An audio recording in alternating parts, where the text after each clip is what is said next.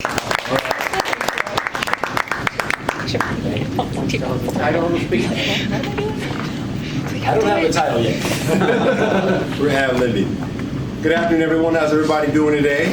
Fantastic. Doing great. Okay, I'm going to try that one more time. How's everybody doing today? Great. Awesome. Well, that's what it's about. It's about energy, commitment, and passion in what we do. And the goal of our theme for today is participate. Now, again, this is kind of an impromptu speech, and I was talking to Jag earlier, and again, this is his first time being Toastmaster. So I thought, why don't I talk about what our responsibilities are when you have to be Toastmaster? Because we used to do these more often, but it's kind of slipped, but maybe we ought to bring it back so we know what the general evaluator role is, what the Toastmaster role is, what these roles are, so everybody knows exactly what their responsibilities are. How many in this room have ever been Toastmaster at any Toastmaster meeting? By show of hands. 1, 2, 3, 4, 5, 6, 7, and 8, and 9. Very good. Who hasn't been Toastmaster? I know you're not a member, Oksana, but that's okay. It's coming. Don't worry. It's coming. Carl, you haven't been Toastmaster? Just once. Just once. Yeah. Who hasn't been Toastmaster? Heather. Okay. Next month, young lady. Trust me. But as Jag talked about earlier, we'll go over some of the things that we want to do in order to prepare for Toastmasters. But again, the first thing I want to talk about is this, is that when you're the Toastmaster, like you mentioned, Jag, you're kind of the MC of the meeting. I mean, you're kind of organizing the meeting, make sure it flows, and we have fun. And keep in mind, the audience as a Toastmaster, the audience wants you to bring you to the club. I've always heard this, I've heard this question before, how do we make meetings interesting? How do we? Anybody have that answer to that question? How do we make meetings interesting? How do we plan to make them interesting? Here's the secret. I'm sorry, Carl, go ahead. Participation. Participation, that's part of it. But how we make meetings interesting for the Toastmasters is very simple. We have to be interesting when we're up here. That's how we make them interesting.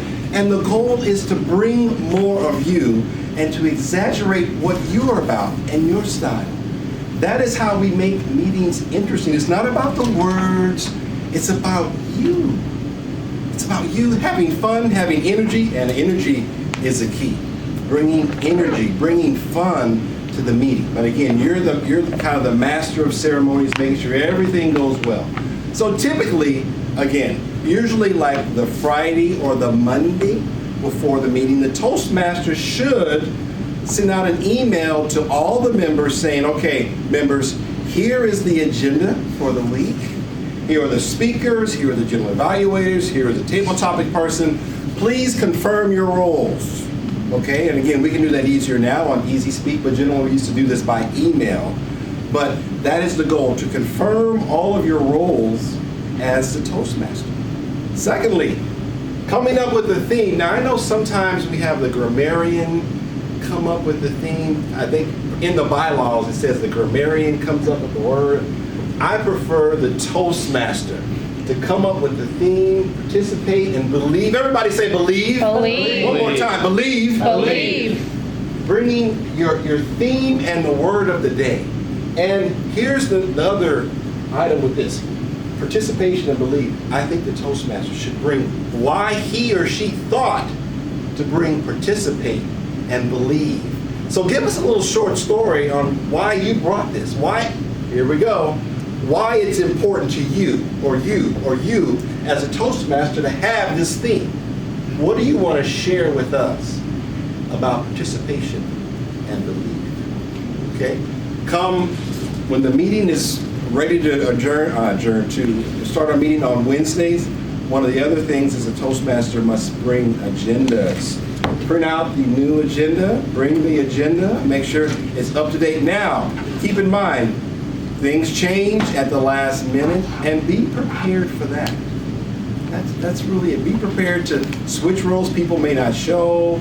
The agenda may have to line things out, but that's okay.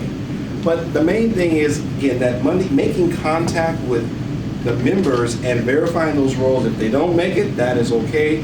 Come to the meeting with the agenda, pass your agendas out, and have fun. But the key is you are the one that is controlling the meeting and making sure people come up in a timely manner, and also time. One of the main things we do here at Toastmasters is each part has a certain amount of time. Each speaker has a certain amount of time. Why do we have timed parts in our meetings, fellow Toastmasters? Why do we do that?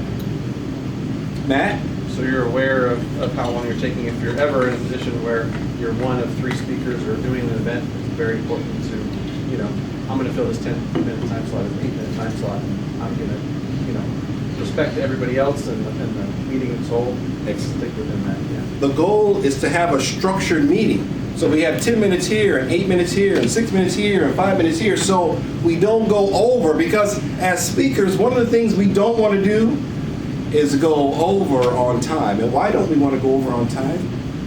Because if I'm given 10 minutes and I go 12 minutes, and Matt only has 6 minutes to give his talk for today.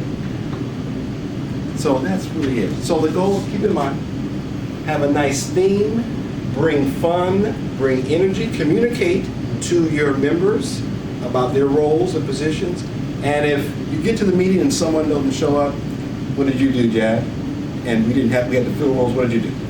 You asked for volunteers. Ask for volunteers. That's basically it. That's my short version of what you should do when you become Toastmaster for a meeting. Mr. Toastmaster.